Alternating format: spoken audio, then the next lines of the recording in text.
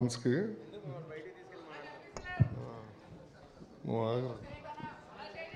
మనం డాన్ ఇప్పుడు డాన్ లాగా బిహేవ్ చేయాలి, మర్చిపోతున్నారు.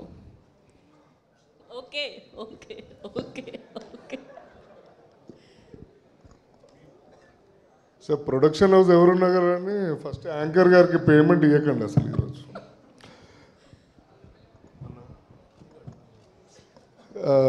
హీరోయిన్ గారు కామాక్షి భాస్కర్ల గారు, మన ఇద్దరం మంచి ఫ్రెండ్స్ అనే తర్వాత సంగతి. మైక్ సరిగ్గా పట్టుకోండి ఫస్ట్.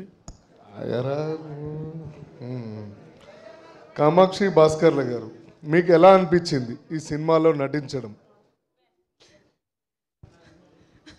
1986 క్వశ్చన్స్ అడుగుతున్నారు. అది ఎలాగో ఇప్పుడు స్టేజ్ ఎక్కిన తర్వాత మాట్లాడతాను కదండి. అదే సరే, మా అందరి గురించి, మా అభిమానుల గురించి మీరు ఒక మంచి పాట పాడగలరని ఆశిస్తున్నాను. Please continue, everyone is waiting, make it fast. కాదు, నా పాట మీద ఎందుకు పడ్డారు ఇప్పుడు? మాకు వినాలనిపించింది గైస్, వినాలనిపించిందా లేదా?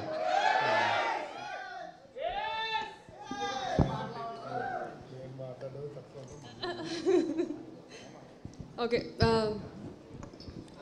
Yeah come on. ఈ మూవీలో పాట ఇందాక దేవ్ గారు ఆల్రెడీ పాడేశారు. Me being a big admirer and fan of Allari Naresh garu and working with him, so I would love to dedicate a song to Allari Naresh garu. Please. ఇక్కడ కూర్చొని పాడకూడదా?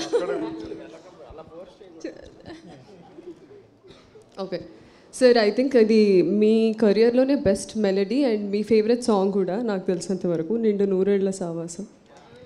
సో ఇఫ్ ఎనీ అంటే ప్రాణం మూవీ మీ అందరు చూసి ఉండుంటారు. So the song is from that film.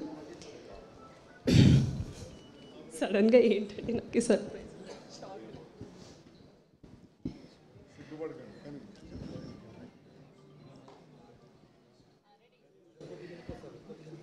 నిండు నూరేళ్ల సావాసం, స్వర్గమవ్వాలి వనవాసం, దండుగొచ్చాను నా ప్రాణం, ఎండి ఎన్నెల్లు కళ్యాణం, బ్రహ్మే అహో అనే ముహూర్తం కనుల ముందుందిలే, మనసే అలా ఇలా ఊయాలే, జగమే ఊగిందిలే, నిండు నూరేళ్ల సావాసం, స్వర్గమవ్వాలి వనవాసం, దండగొచ్చాను నా ప్రాణం, ఎండి ఎన్నెల్లో కళ్యాణం. చాలా బాగా పాడారండి, చాలా బాగా పాడారు. I love your voice. Next question వచ్చే ముందు మన సరే 12 రైల్వే కాలనీ ఓన్లేండి. మన సినిమాదే కదా, పక్కింటి వాడిది కాదు కదా. రే మీరా డాన్ లేకపోతే హర్ష గారు? మా ఏంటంటే నాకు హర్షకి ఏంటంటే ఫ్యామిలీ ఒకటే కాబట్టి అందరము. సో ఆ చనువు ఉంది ఆయన.